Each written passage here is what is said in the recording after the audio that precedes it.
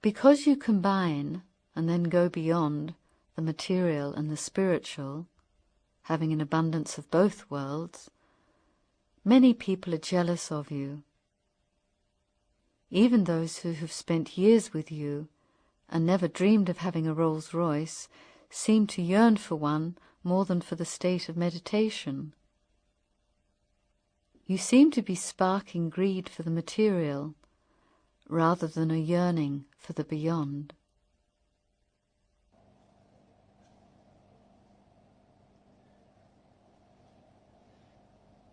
It is part of my whole device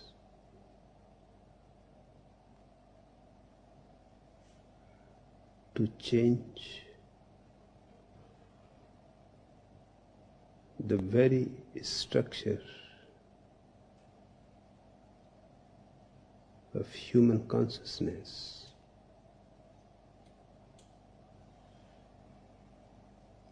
The past has revered poverty, asceticism,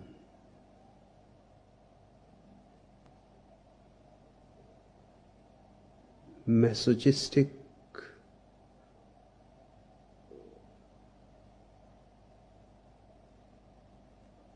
attitudes.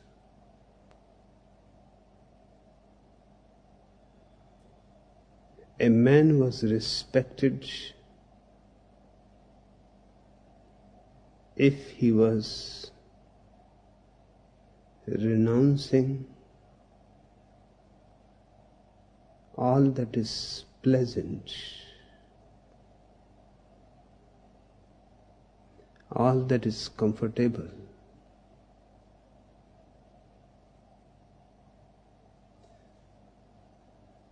He was respected for torturing himself. Greater the torture, greater the respect.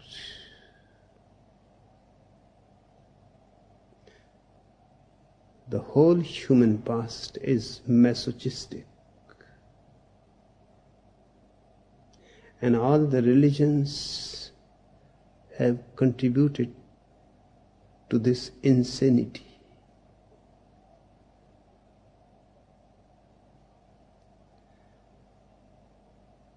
My effort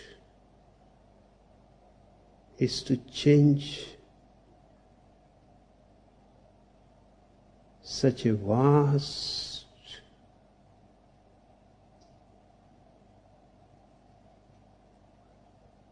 past and its influence. So it has been only a device.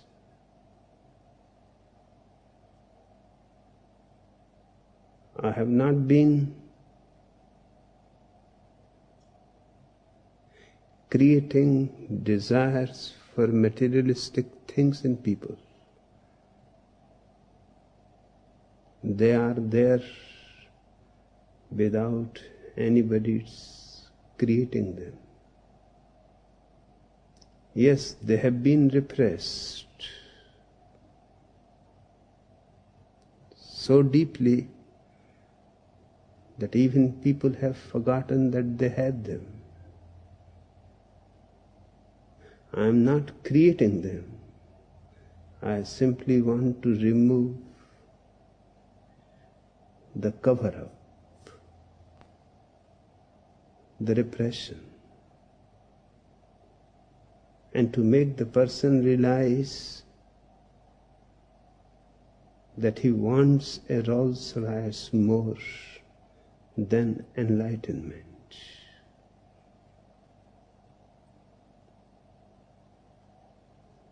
This realization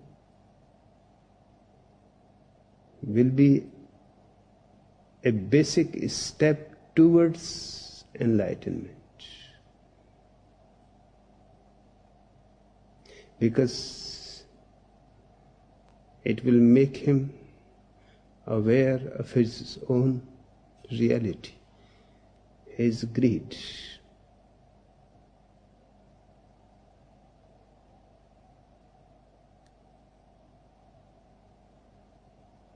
There was no need for 93 Rolls Royces.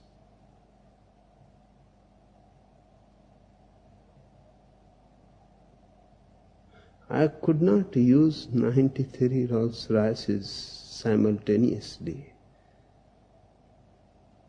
The same model,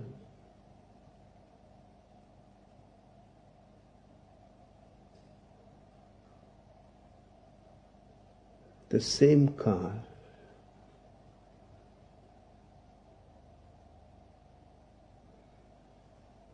but I wanted it to make it clear to you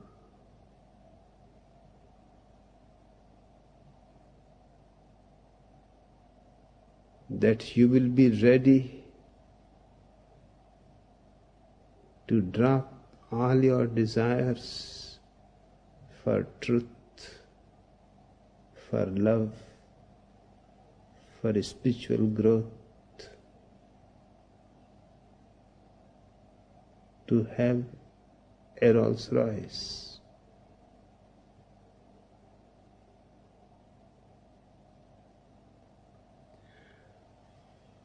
I was knowingly creating a situation in which you would feel jealous.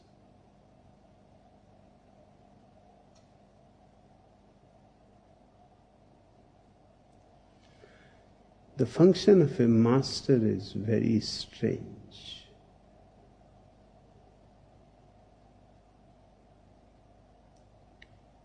He has to help you come to an understanding of your inner structure of consciousness.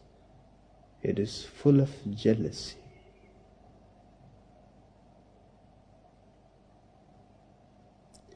And all the traditions and the whole past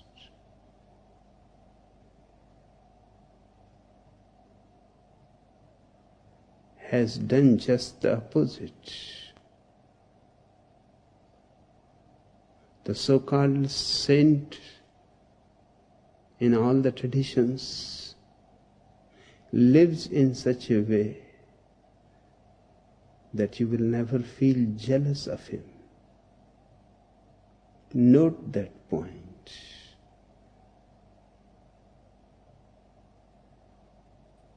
You will feel sympathetic towards him, respectful towards him. But respectfulness is not your reality. Sympathy is not your nature.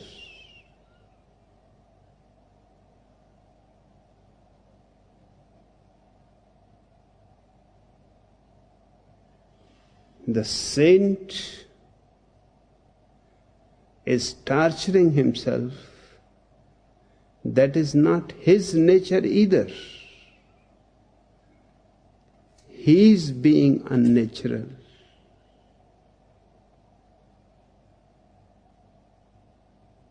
To gain respect, to fulfill his ego.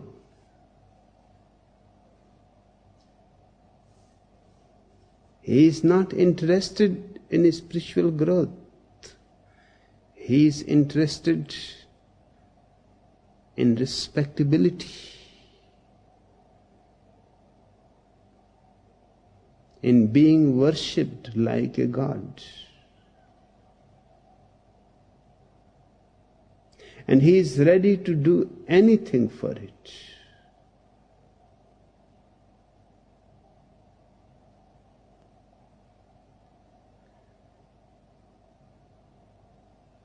He is living in an illusion. and he is creating a great illusion in people who come to him. He helps them to feel that they are religious, that they are spiritual, because they respect a saint, they worship a saint. Although they are not yet ready to do such ascetic discipline for themselves, but they hope someday. This is their ideal.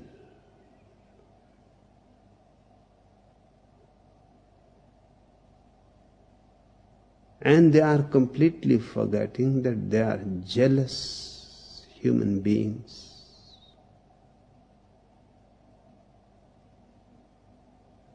And the saint is helping them to forget their jealousy.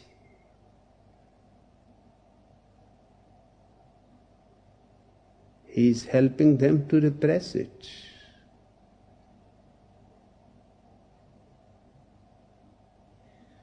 My work is bound to be totally different. I want to provoke your jealousy.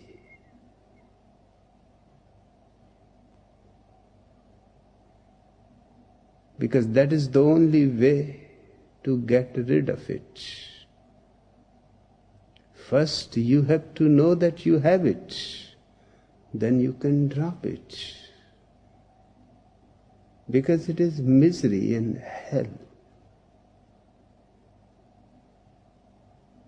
But you can repress it so deeply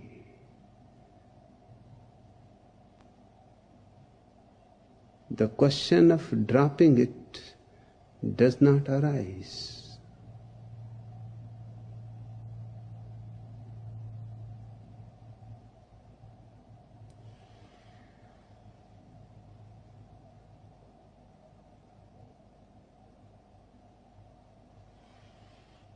I have lived in abundance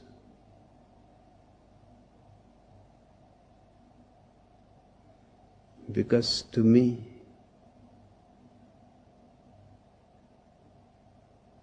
there is no division between material and the spiritual.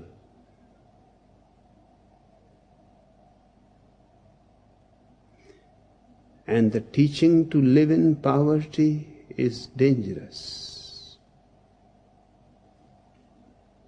You will be materially poor and you will be spiritually poor too, because there is no division. I teach you to live richly, in abundance, materially and spiritually both. It is not a question of whether you should live materially in abundance or spiritually. The basic question is whether you should live in abundance, in richness.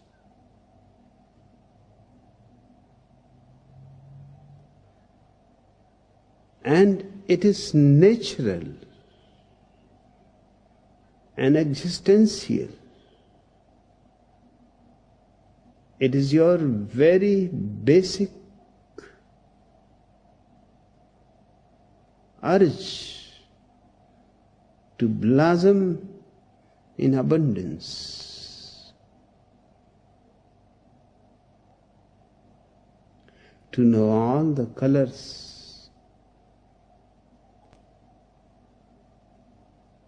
to know all the songs, to know all the beauties of life.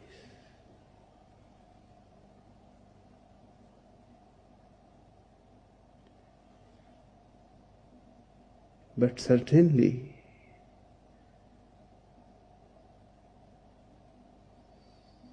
I am bound to come in conflict with the old.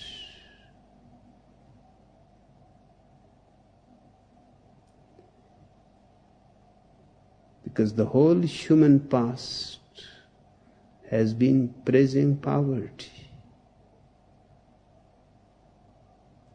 and making it equal to spirituality, which is absolute nonsense. Spirituality is the greatest richness that can happen to a man.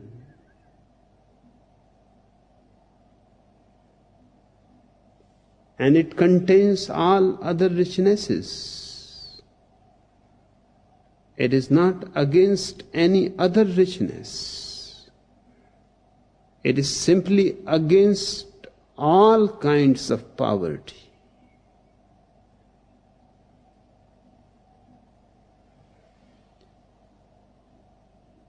So what I have been trying is something so radical that it is bound to create antagonism all around the world, from every corner.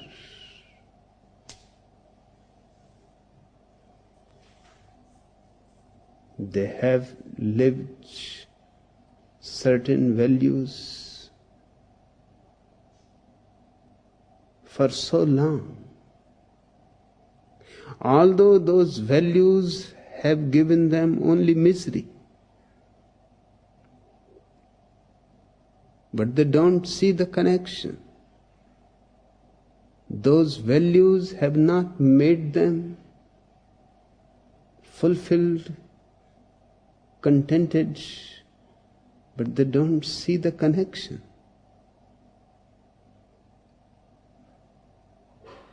And I want my people to become symbolic,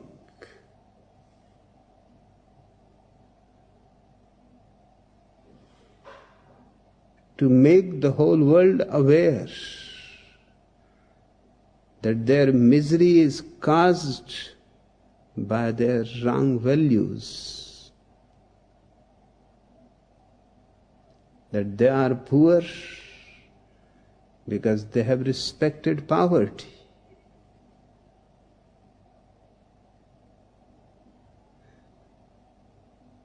And their behavior is so insane. On the one hand, they will respect poverty, and on the other hand, they will say, serve the poor.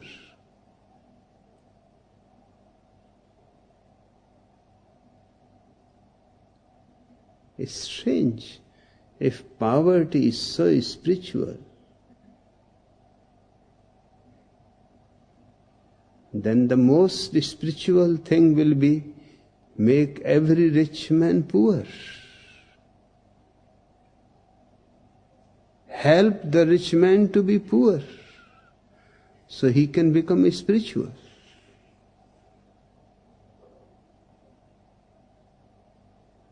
Why help the poor? Do you want to destroy his spirituality?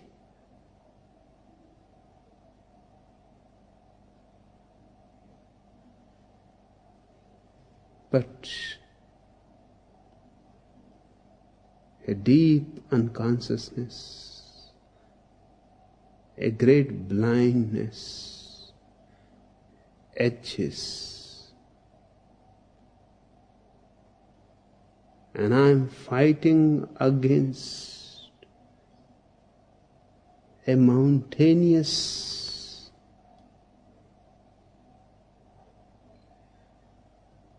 unconsciousness, darkness. And naturally,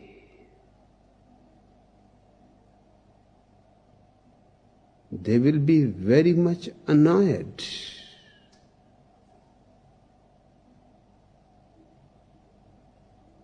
They would have loved me.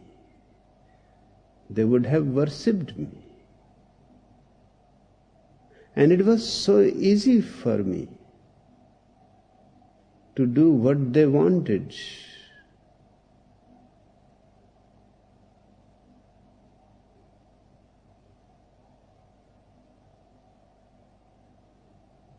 But then I would have been continuing the old misery, the old disease,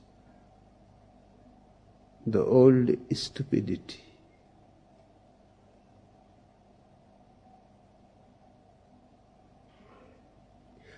I decided to be disrespectable, but not to help any nonsensical value system.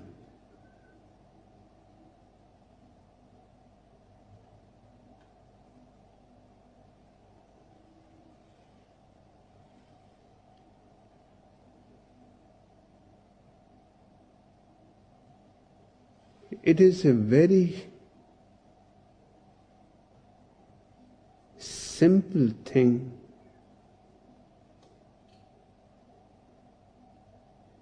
to see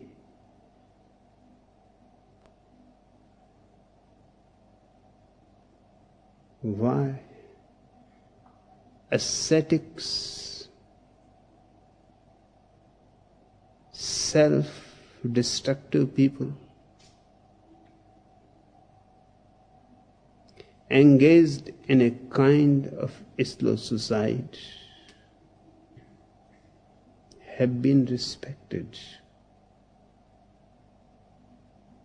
because it is unnatural, because you cannot do it. They are doing something which you cannot do.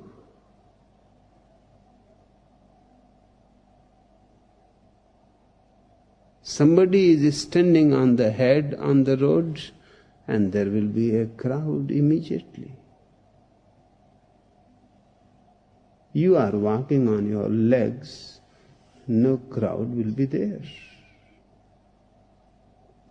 What that man is doing that attracts crowds, he is doing something that the crowd cannot do.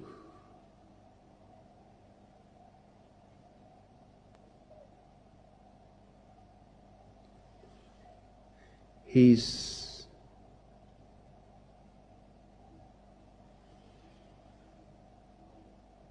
proving mind over body. He is proving spirit over nature.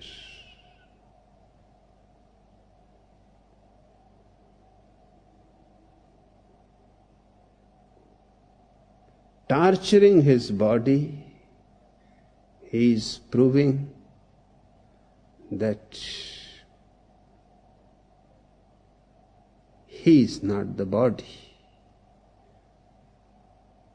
It does not affect him.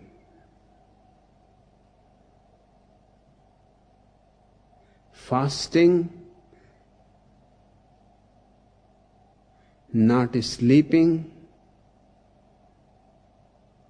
or standing for days, he is proving what you cannot do, he can do. He is superior to you.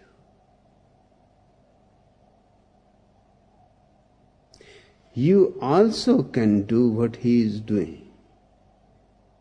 Just you have to be a little stupid.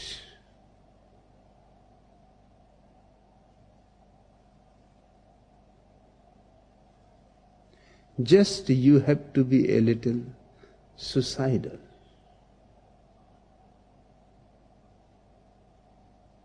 Destructive.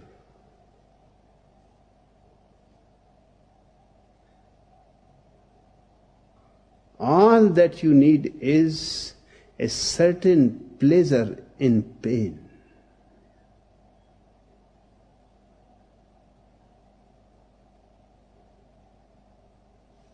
And you can become a great spiritual saint.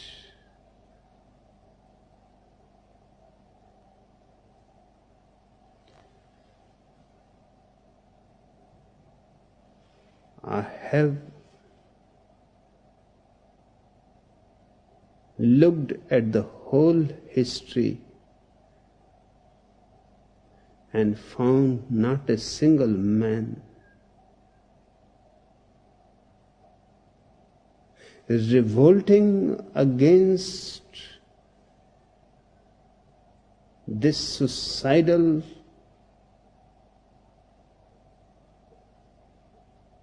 attitude towards life, this anti-life attitude.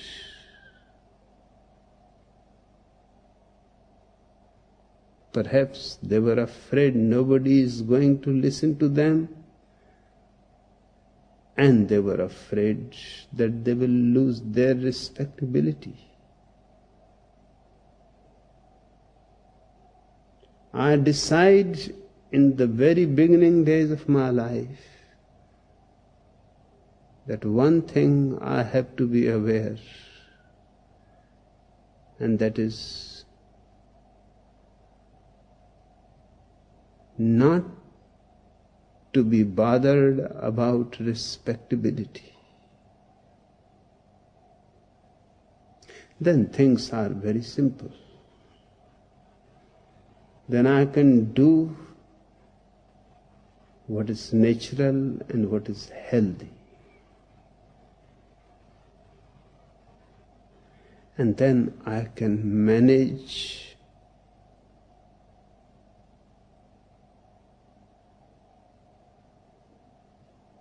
a bridge between matter and spirit,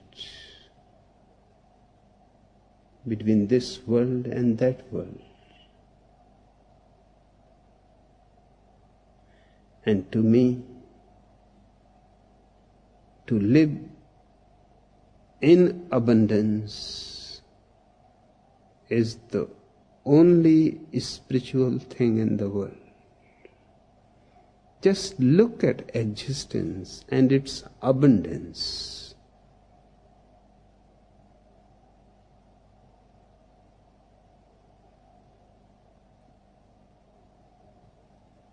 What is the need of so many flowers in the world? Just roses would have been enough.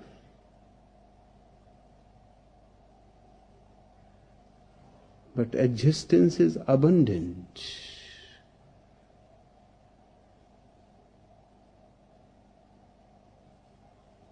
Millions and millions of flowers.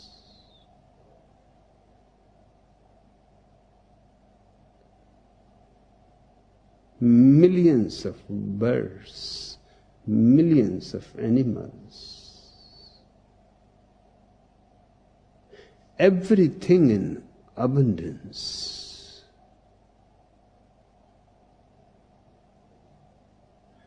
Nature is not ascetic. It is everywhere dancing. In the ocean, in the trees, it is everywhere singing. In the wind, passing through the pine trees, in the birds.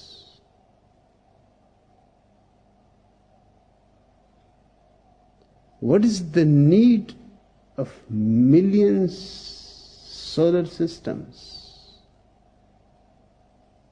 each solar system having millions of stars.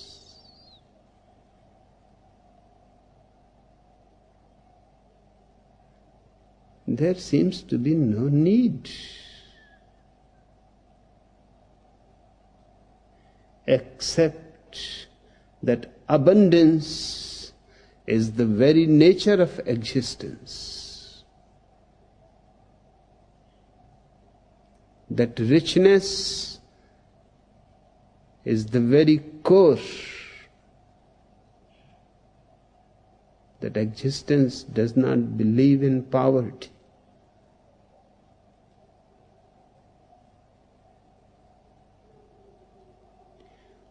Look at the nature, look at existence, and you will see that what man has done is against it.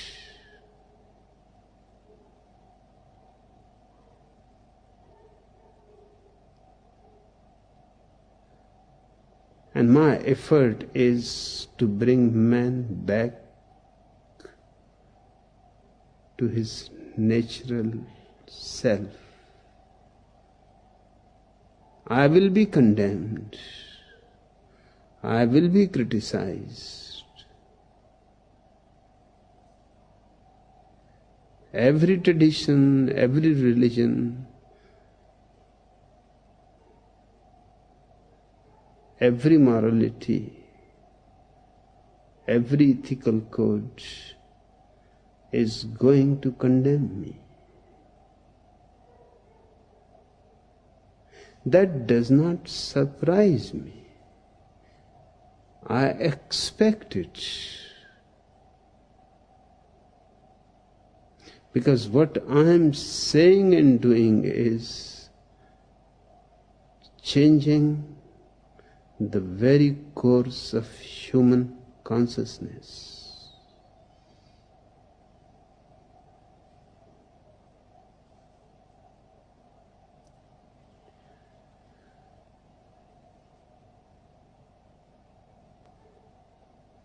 I don't think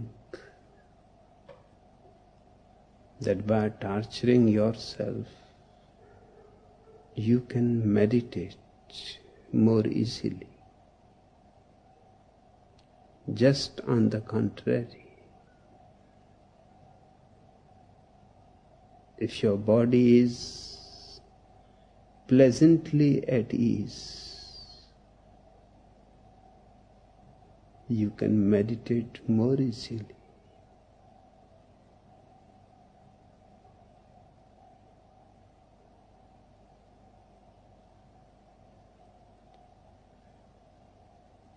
I don't think that when you are fasting, you can meditate.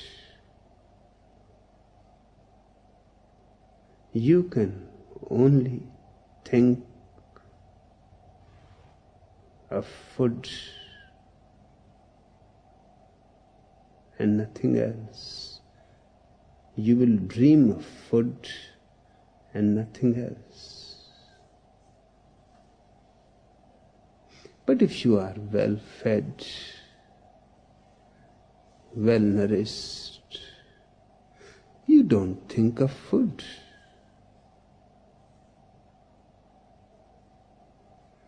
There is no need. The body is completely satisfied. It will not create any disturbance.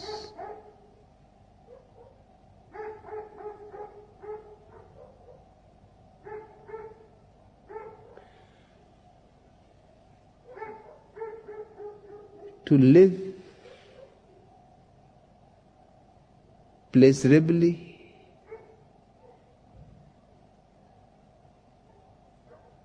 to live joyously is not against meditation.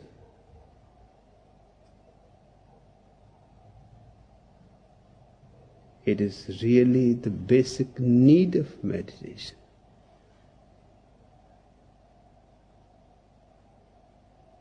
I know many kinds of ascetics,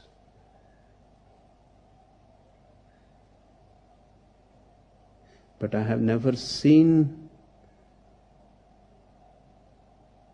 any intelligence in them. I have never seen any creativity in them. I have never seen in their eyes a light of the beyond, or in their gestures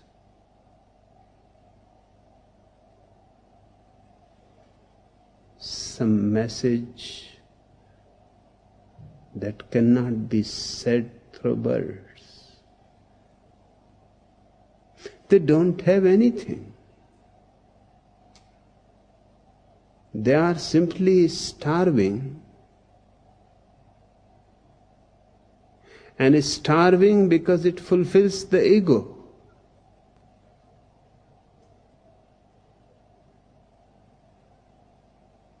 Because the more they starve, more they torture, more and more people come to worship them.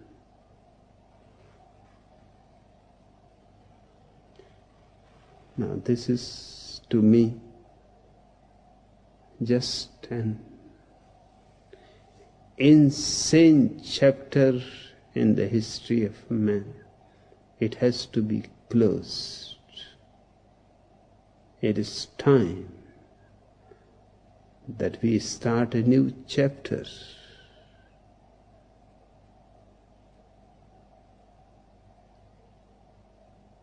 Natural, existential.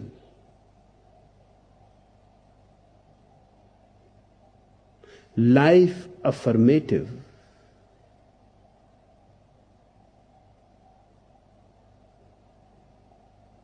And create a bridge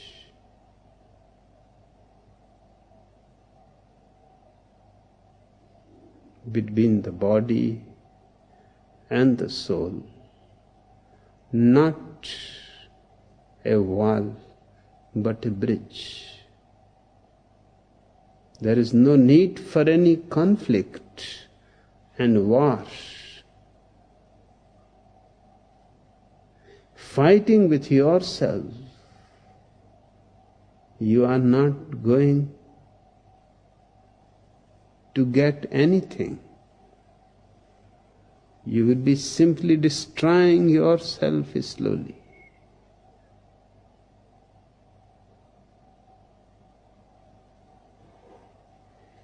All your so-called saints are mostly mentally sick.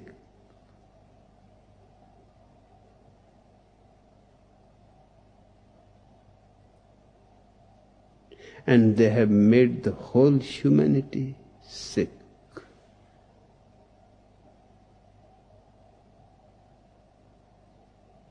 Your question is significant.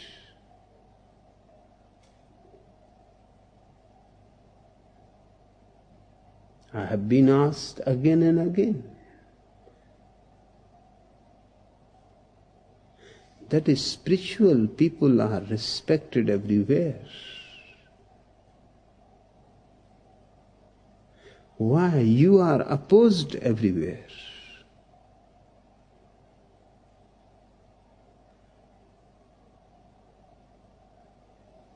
I said, only one thing is certain. Either they are not spiritual or I am not spiritual.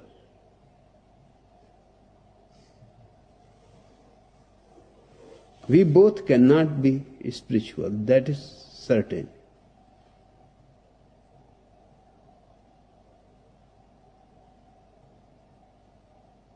And as far as I am concerned,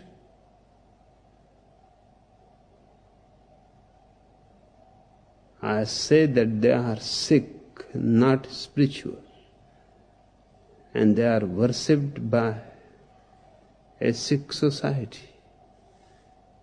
It is a vicious circle. The society creates the sick saint creates the sick society, and it goes on and on.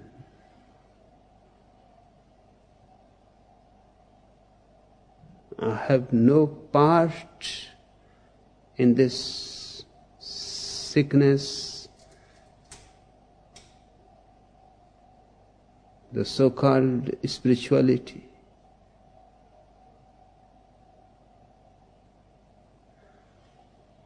I am just a contented,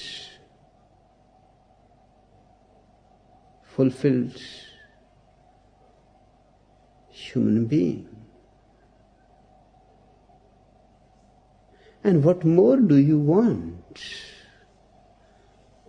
And what more spirituality can be?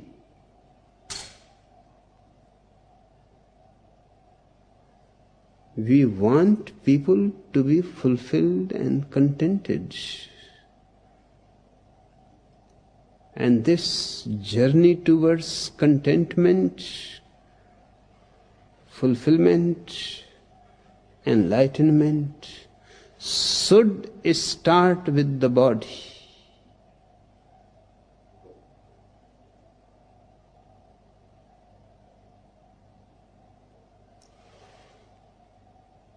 You cannot begin from anywhere else.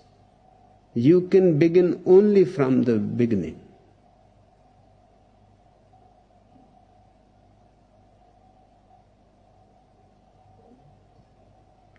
You cannot ignore roots and just go on praising the flowers. Your flowers will die, and you will have to replace plastic flowers if roots are not taken care of.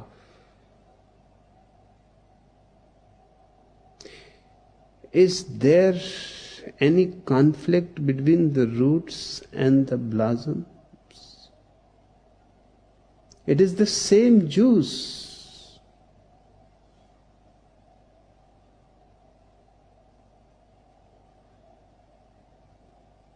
And you have to begin with the roots, because flowers will come only in the end.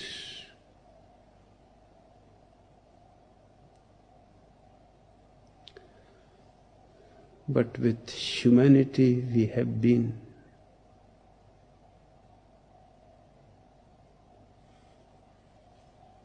almost mad. We have never bothered about the roots,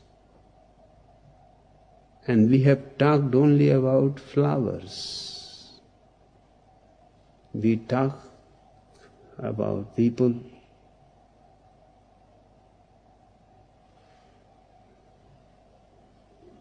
to be non-violent,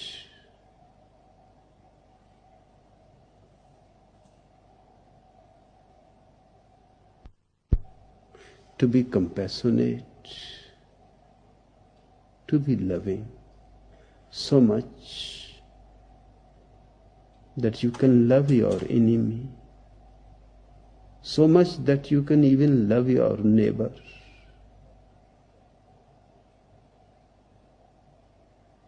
We talk about flowers, but nobody is interested about the roots. The question is why we are not loving beings. It is not a question of loving to this person, to that person, to the friend, to the enemy. The question is whether you are loving or not.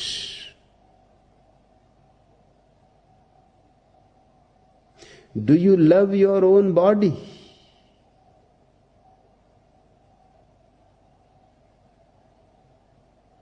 Have you ever cared to touch your own body with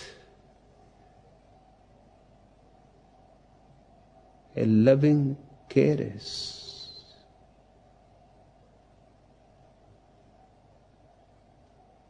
Do you love yourself?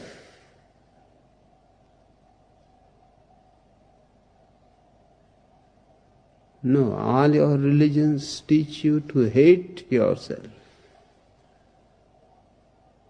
You are the wrong person, and you have to put yourself right. You are a sinner, and you have to become a saint. How can you love yourself? You cannot even accept yourself. And these are the roots. I will teach you to love yourself. And if you can love yourself, if you can rejoice in being yourself, naturally your love will go on spreading.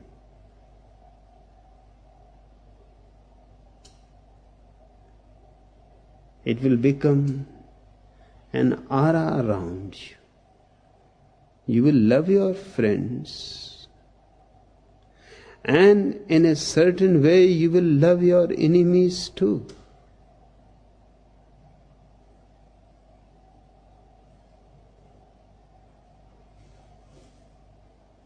Because just the way the friend defines you, your enemy also defines you. I am reminded of a recent incident. In India, before freedom came to that country, there was great struggle between Hindus and Mohammedans. Because Hindus wanted the country to remain one, undivided.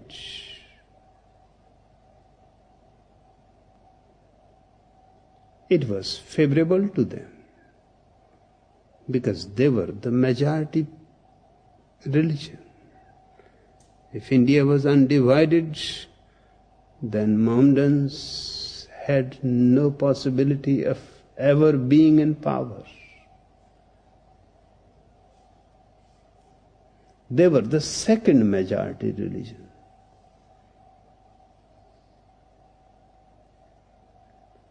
They wanted a separate country. And they had their reasons that we have different language, we have different religion, we are a different race. We cannot live together. The basic reason was not language, not culture, not race, because they have lived for 2000 years together.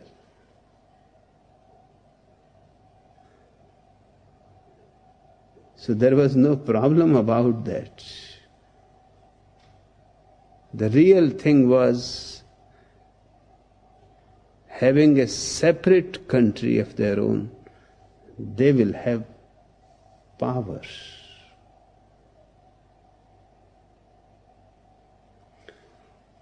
The leader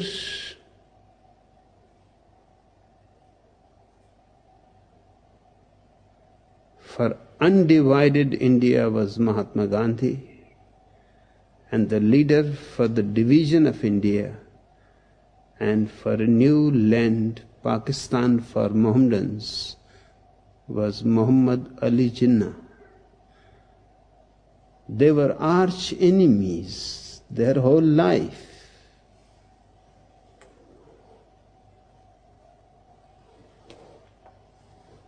In 1948, Gandhi was shot dead.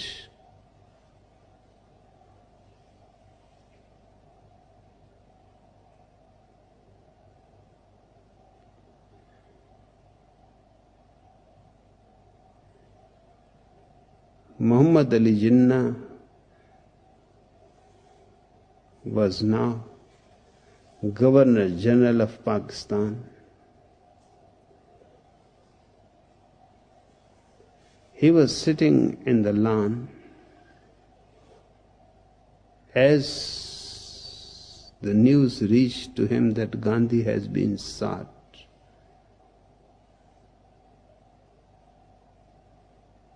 The person who has brought this news thought that he will be happy to hear it, that his long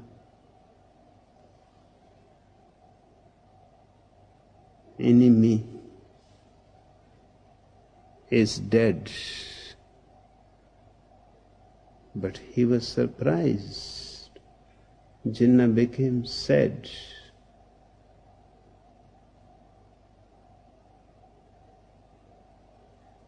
And he went into the house and told his secretary that he should not be disturbed. If Gandhi is dead, much of me is dead too, because we defined each other.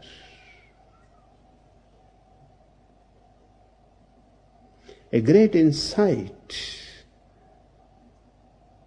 The enemy also defines you. In the same way, the friend defines you. And Jinnah lived only 1 year. And he was never seen again so happy as he usually used to be. This last year was just sadness. Without Gandhi,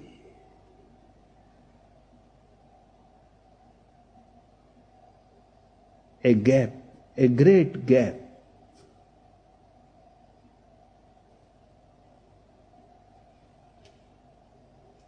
A lifelong enmity is a relationship, a deep relationship, and the man of understanding will love the enemy too, not for any spiritual reason, but for the simple reason because he is defining him. He is part of his existence. Without him, there will be a gap which nobody else can fulfill.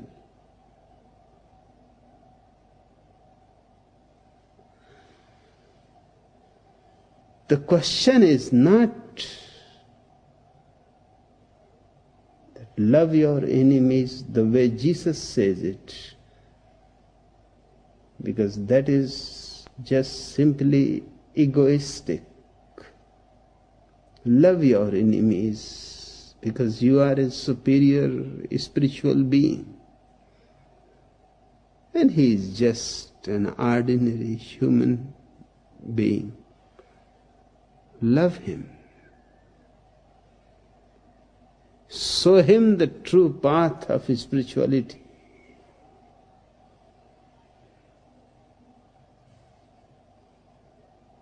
But it is just fulfilling your own ego. I will also say love him, but not for the same reasons. I will say love him because he defines you. He is part of you, just you as you are part of him.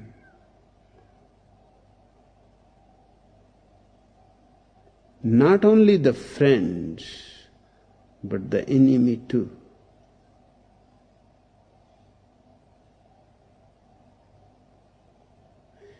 And it does not make you holier than thou.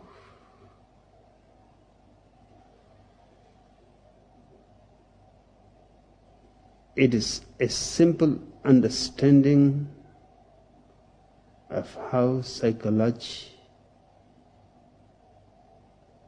functions. Love yourself, but you can love only if you drop the idea of being a sinner. You can drop the idea of being a sinner if you drop the idea that there is a God.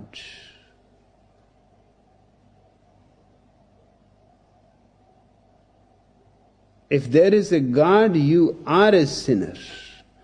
You cannot be anything else if there is a God. Then you are a sinner. You have been expelled from the kingdom of God. And you will be accepted back only if you become obedient.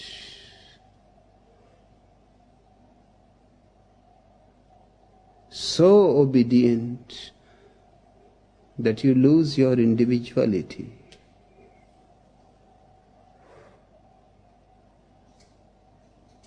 To a hypothetical God which you have not ever seen and which you will never see.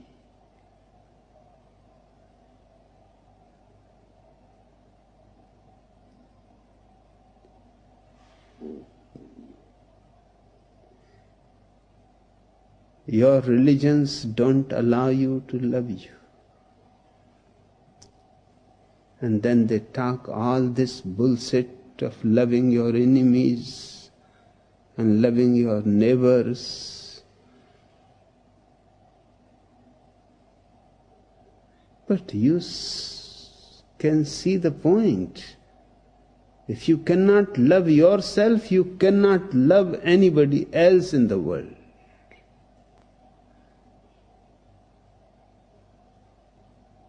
That loving energy has to come from your heart. And there is sitting a sinner, condemned, waiting to be thrown into hellfire.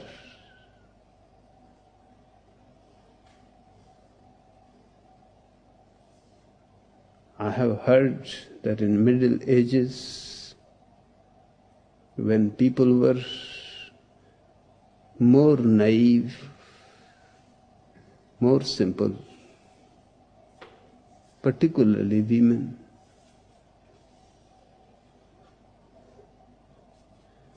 and there were Christian preachers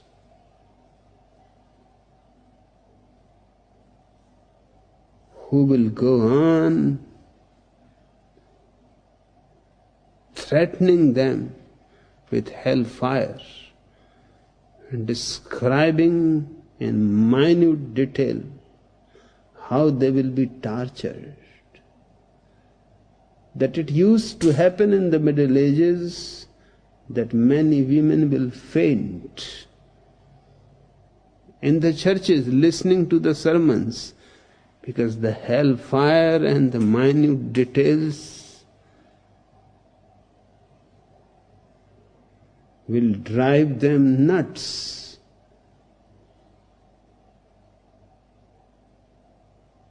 Now these women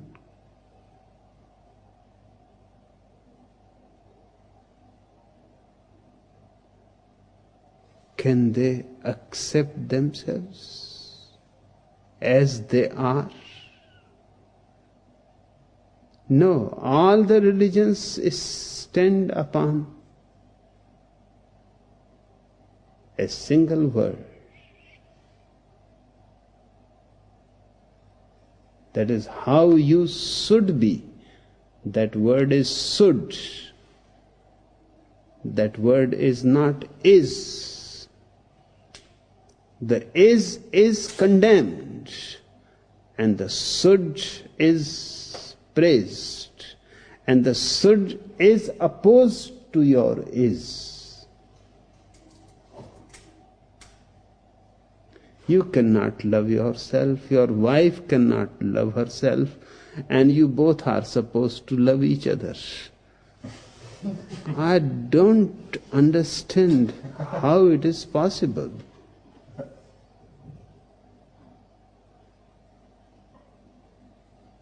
You can pretend, but basically you will hate. Because the wife knows you are dragging her more into hell. You know that she is dragging you more into hell. How can you love?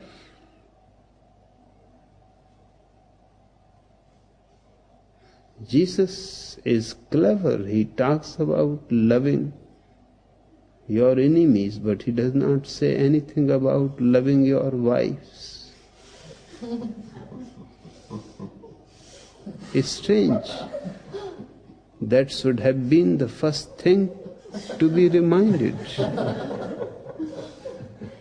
Love your husbands. But no.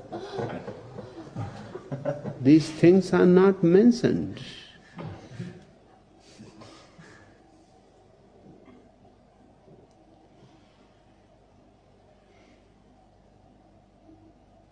Religions have been talking about flowers. I am working with the roots.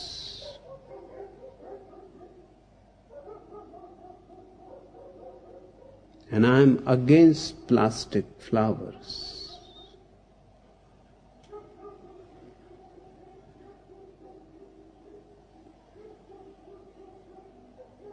Real flowers have many differences. The plastic flowers are permanent. The plastic love will be permanent.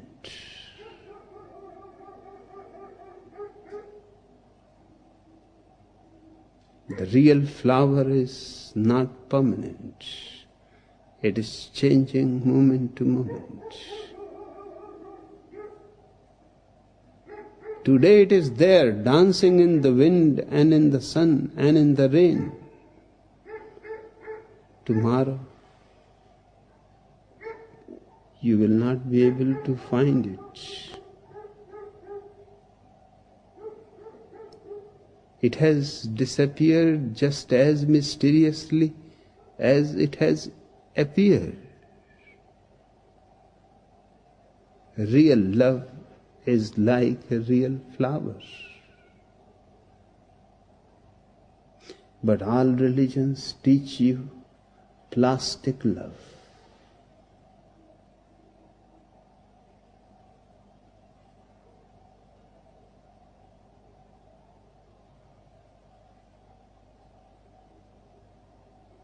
And then they destroy the very possibility of ever coming to know a real flower.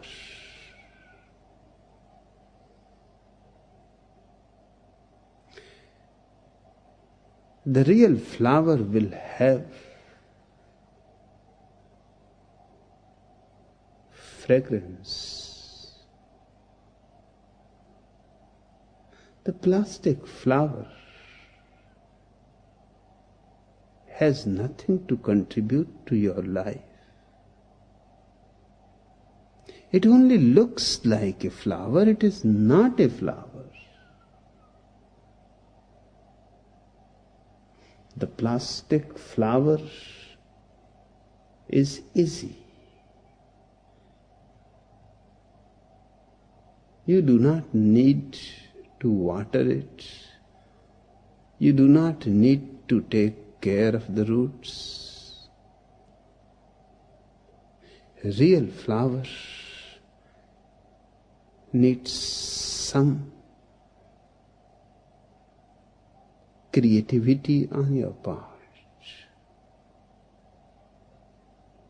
Every real value needs creativity.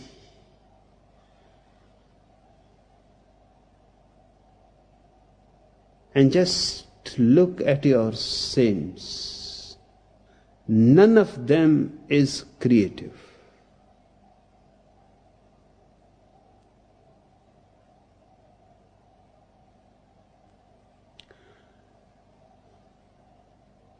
All their qualities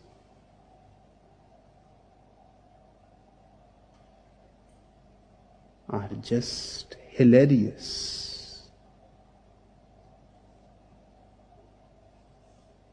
Somebody can lie down in a grave for 7 days and then you dig him up and he is still alive and he becomes a great saint. But I don't see that there is any contribution, any creativity in it. He may lie for 700 years in a grave. That does not matter.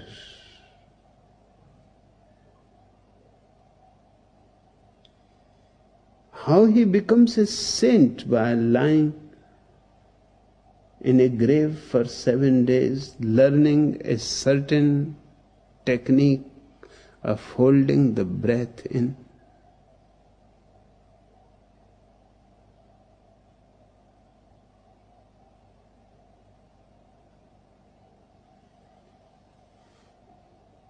Paul Brunton, one of a great seeker, going through one country to another country, all over the East, came across many people who were worshipped as saints in the beginning of this century. In Ajmer, in India, he came across a Mohammedan saint who used to pull his both eyes down, hanging out of their sockets.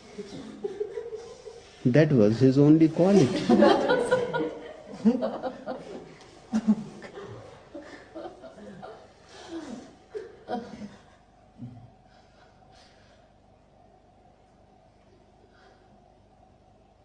And he was worshipped far and wide because he was doing really the impossible.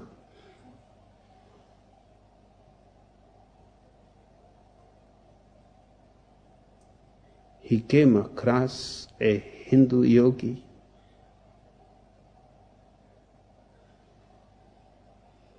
who was able to drink any kind of poison.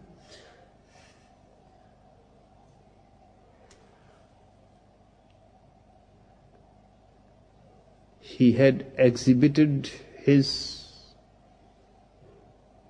great achievement to many universities, in the Oxford, in Cambridge, in Varanasi, in Calcutta. But in Calcutta, an accident happened.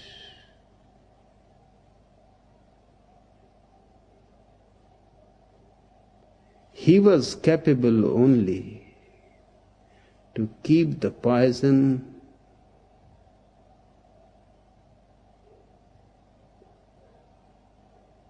in his body without getting into his bloodstream. Only for half an hour. More than that, he was incapable.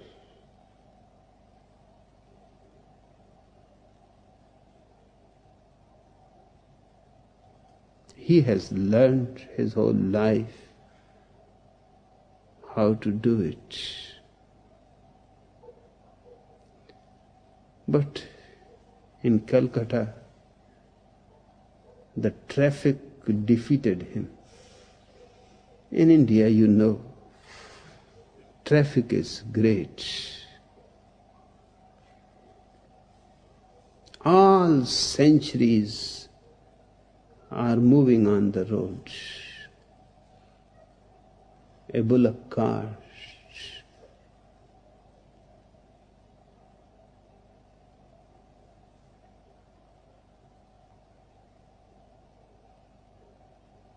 a horse-driven vehicle, a donkey,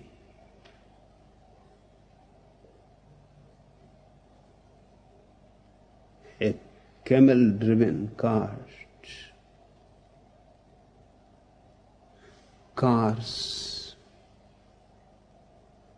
buses, trams. Particularly in Calcutta, you will find all the centuries together on the street. From the very beginning, when man must have invented a vehicle, to the latest car, everything is available. You just stand by the side of the road and watch. So he was struck somewhere, traffic jam, and could not reach to his place where he was going to vomit. That was the whole art. For half an hour he could keep it and then vomit, and not to let it go to his bloodstream. But he was late, and it reached to his bloodstream, and he died. But he was world famous saint. What is his contribution?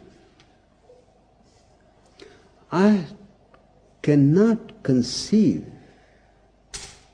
why these people should be called saints. Perhaps they should be called certain kind of experts. They have a certain expertise.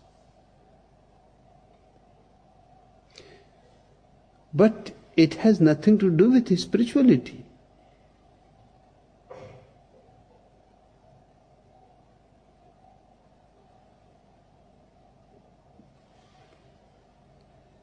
In the name of spirituality,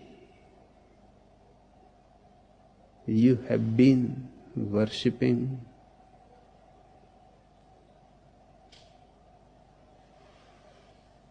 utter nonsense. And behind this nonsense is the real man, suffering, uncared for, unlooked at. Nobody bothers about him and his problems.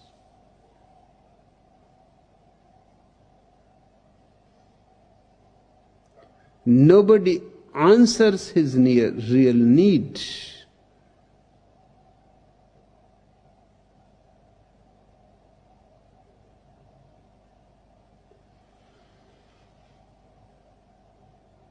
My whole effort is to make a fresh beginning.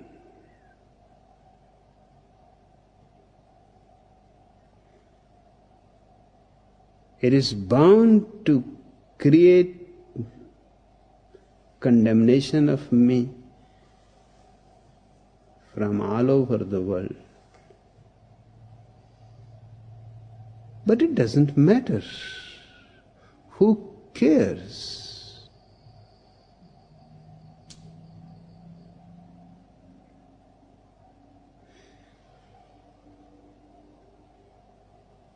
I care only for those who are ready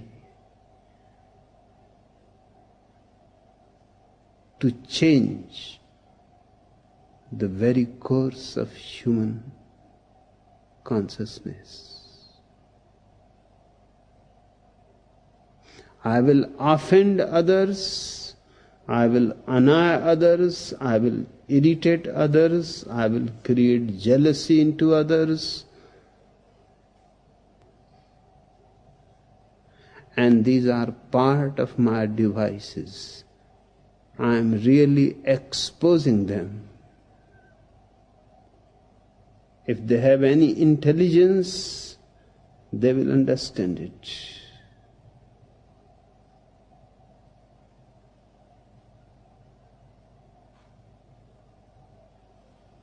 "93 Rolls Royces, but I have not looked back at them. What happened? They were not mine.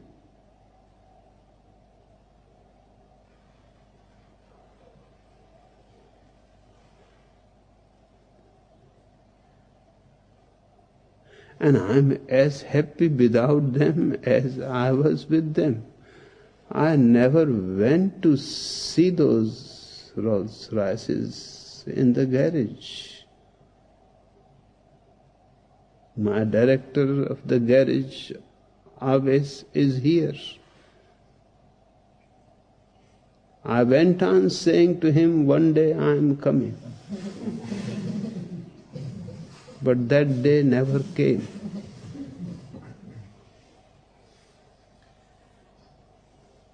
I have never seen those cars together.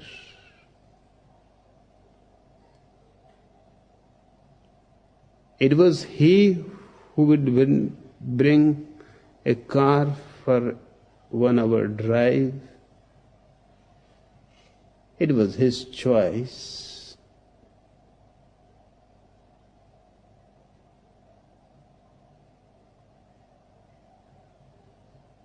And I have not looked back.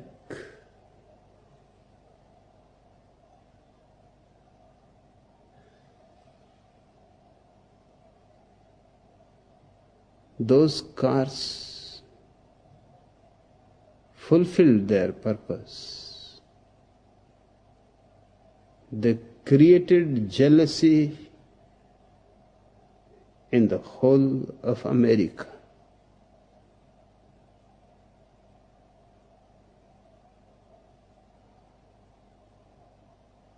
And all the super rich people. If they were intelligent enough, then rather being my enemies, they would have come to me to find a way how to get rid of jealousy. Because it is their problem.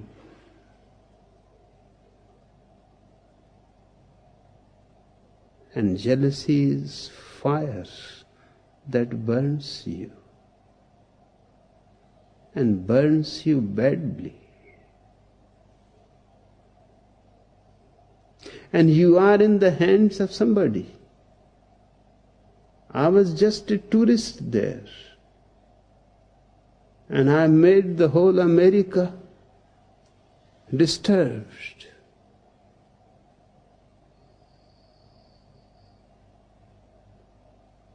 And they had all the money, they could have purchased more Rolls Royces if they wanted. But they had no guts either for that.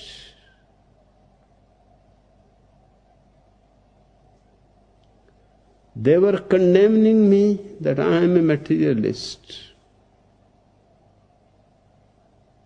And you will be surprised That one bishop who was continuously condemning me that I am a materialist wrote me a letter privately that it will be very compassionate of you if you can donate a Rolls Royce to my church. It won't make any difference to you, 93 or 92, but it will make much difference to us. And every Sunday he is condemning me.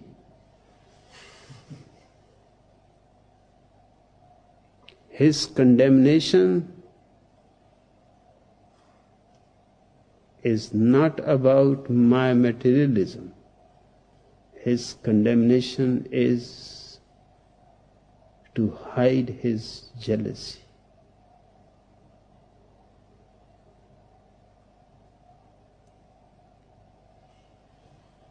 The politicians, the rich, they could have managed themselves. Why they were worried?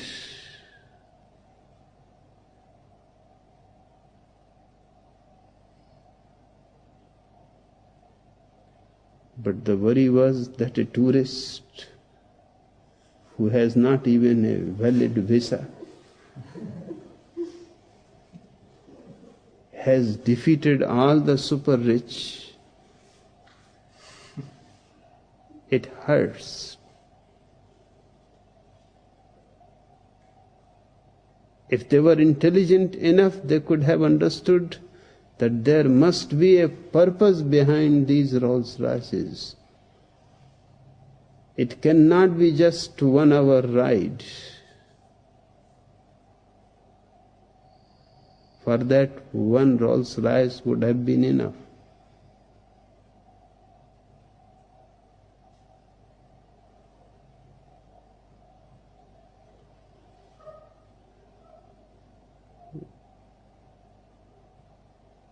Everything that I have done in my life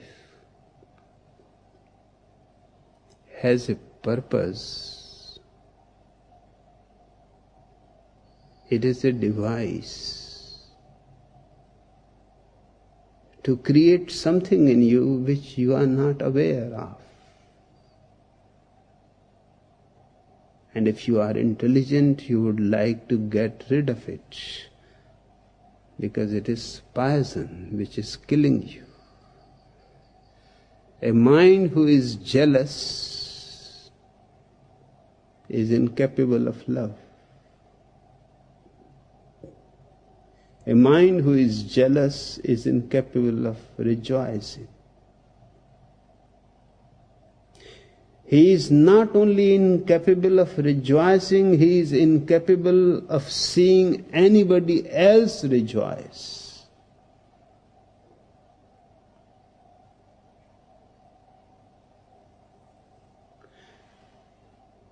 And this kind of people fill the whole earth.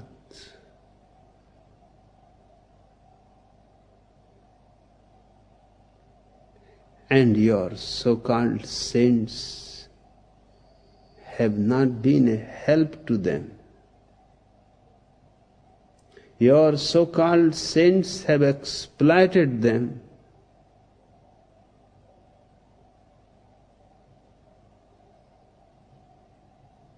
It is hilarious. Your saints are exploiting you by being poor, torturing themselves. They are helping you not to feel jealous, not to feel hurt.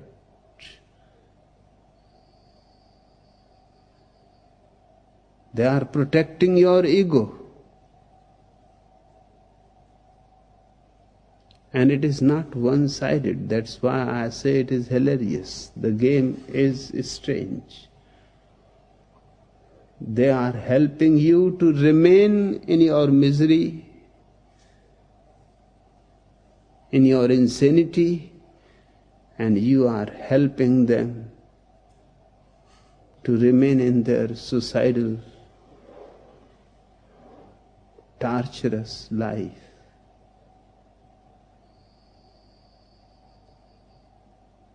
A mutual conspiracy of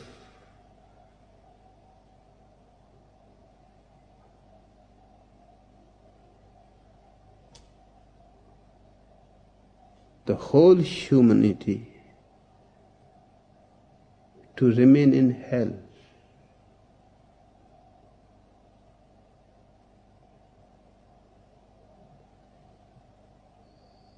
The commune in America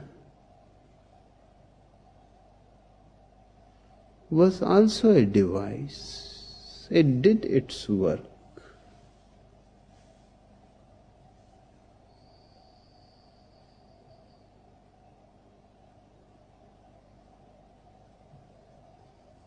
It made people aware that to be joyous, to be loving,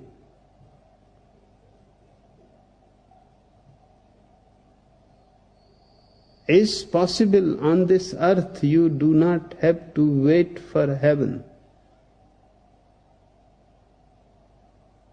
And I can't see and can't understand that a person who has never been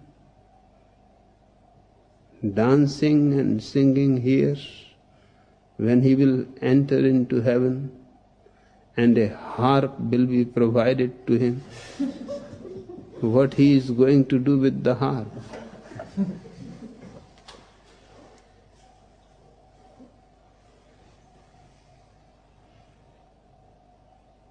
He will be at a loss. He will ask what it is and what I am supposed to do with it.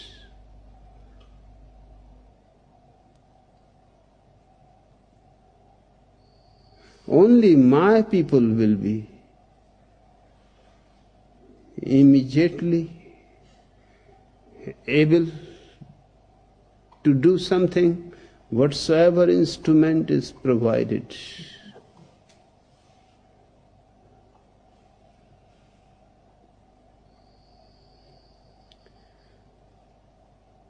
It is not only a question of rejoicing, all other things too.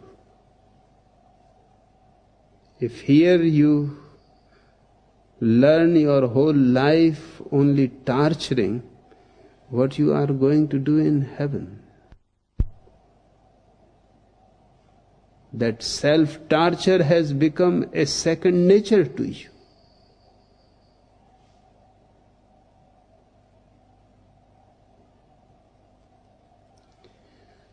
I am reminded of a story. There was a very beautiful man, Eknath, who was going for a pilgrimage with his disciples. One well-known thief approached and asked the master that although I am a sinner, you know me, everybody knows I am a thief, but a great desire has arisen in me to go on a pilgrimage with you, if you allow me in your company. 30 people are going, it won't make much difference, one person more. Eknath said, there is no harm but one condition, that while you are with me, and it is going to take 9 months, because they will be traveling by feet all around the country, covering all holy places singing and dancing.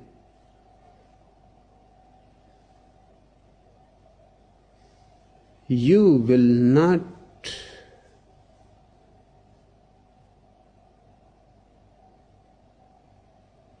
steal anything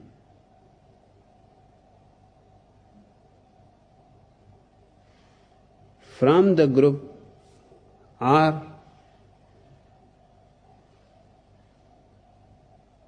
from somebody else where we are staying in a village. You will have to stop your art for 9 months. If you promise me, you are allowed. The man said, I promise absolutely that I will not steal anything for the coming 9 months. But just within 2-3 days, there was trouble. A strange kind of thing started happening. And that was that your money bag was found in somebody else's luggage. Somebody else's coat was found into somebody else's bag. Strange things were found, but they were missing from here, there. Finally, Eknath one night had to remain awake to see what is going on, because it was very disturbing. Every morning you have to find out your things where they are. They were found, but it was unnecessary nuisance. And Eknath has suspicion that that man may be the cause of it, and he was. In the middle of the night, he started changing things, and Eknath caught him red-handed and said, you had promised me you will not steal. He said, I am completely following my promise. I am not stealing. But I have never promised you that I will not change things from one bag into another. That is not stealing. I am not taking anybody's thing into my bag. But just to practice. Otherwise, in 9 months, I may forget my whole art. And moreover, I cannot sleep unless I do something. It is a lifelong habit. Eknath said, I understand your trouble, but you understand my trouble too, that every morning everybody is disturbed and upset and his money is gone. Somebody's shirt is missing, somebody's blanket is missing, and unnecessarily every morning 1 hour we have to sort it out. But he said, this much you will have to tolerate. This I have never promised. And I am not doing too much, just 1 hour in the night, then I can sleep at ease. A man who has tortured himself his whole life, do you think will be able to rejoice in heaven? He would have forgotten how to smile.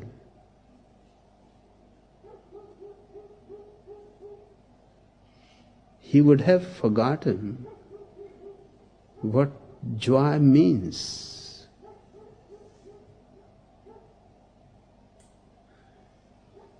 No, I say to you, the whole human past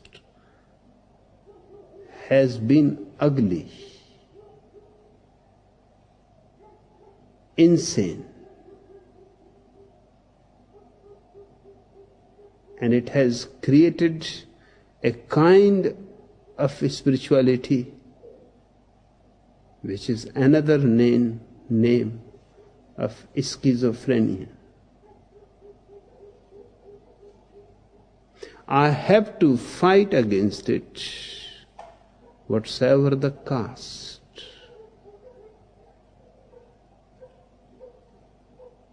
Somebody has to raise his hand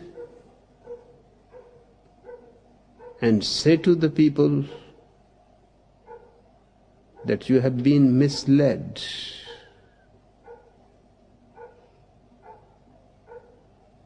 And your misery is a proof. No other proof is needed.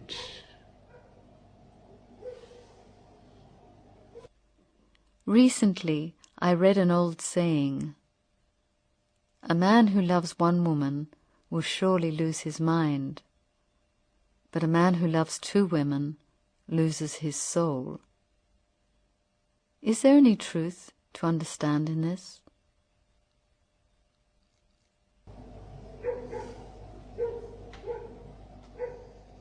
I am sure this question must be from Milarepa.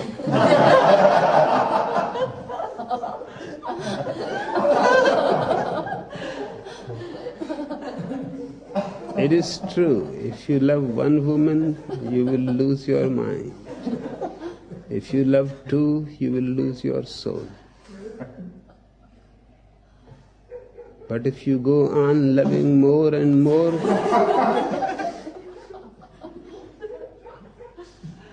you have nothing else to lose. With the second, you are finished.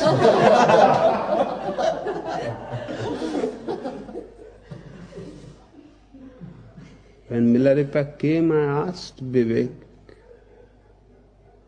that has he brought his guitar?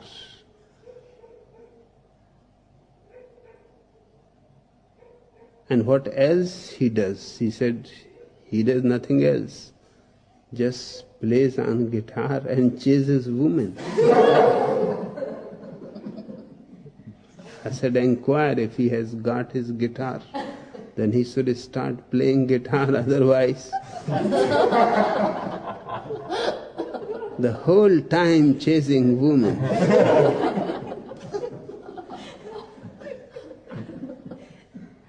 Will not be good for his health.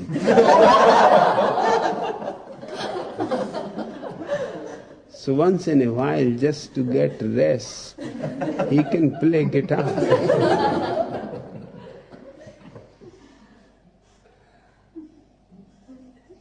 But he has not brought the guitar.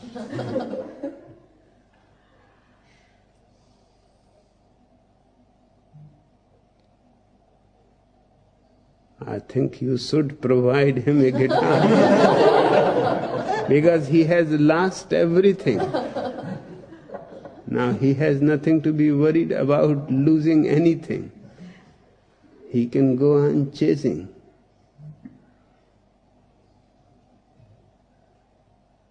That's why the saying stops on two women. Because for the third you have nothing to lose.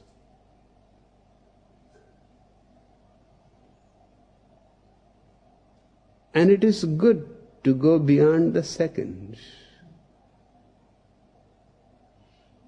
Because then you really become humble. You have nothing. To me, that is spirituality.